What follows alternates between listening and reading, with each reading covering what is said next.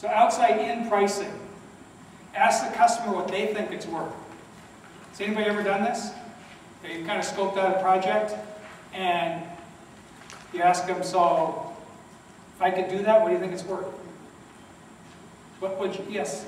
I didn't ask them what it was worth, but I wasn't quite sure what to charge for this project we'd outlined. Okay. And I asked him, what's your budget? Okay, yeah. And he gave me a price, and it was actually higher than I was going to charge. So I said, well, we could do this. I don't remember, I think I took it off. It was off. Okay, so what's your budget? I felt guilty, so I had to add more things to it. You think Coca-Cola feels guilty? No. When it's 100 degrees and they sell you a bottle of pop for $2 or $2.50? I don't think so. Yes, sir, Tom. One of the most useful things I've ever learned from Alan Weiss is in this situation, you don't know what to price it at, provide three options. A super skinny, the lowest you think they might want to go if they're price sensitive, a mid-range, and a super high value, double what you think their available funds are, sort of budget. And of course, there's clear differentiation in what you're offering, right?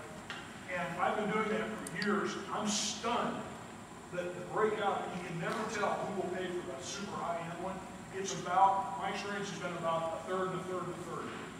Okay.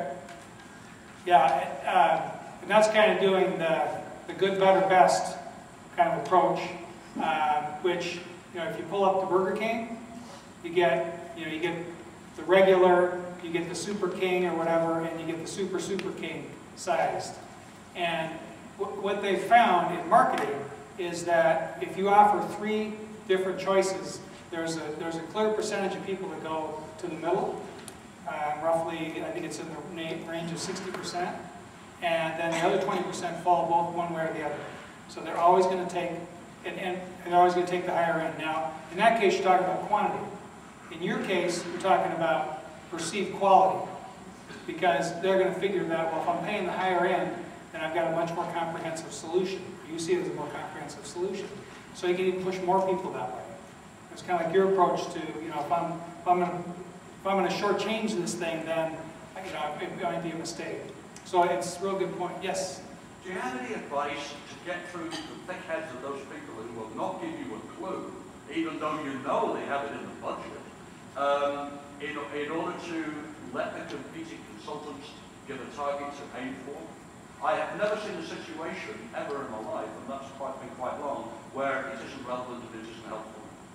Yeah, the state of Washington actually will give a budget for most of the proposed projects that come out. I think what you have to do is you have to somehow convince them that as to the results that they get when they do that. For instance, we just had I was talking to an architect, and on all community or public works projects, they provide a budget. The architect does a budget, or the engineer does. And sometimes it's above it, sometimes it's below it. They just did one, a building that came in 30% under. So obviously it didn't have a whole lot of impact on the companies that were proposing on that. So I think I would just, try to point to examples.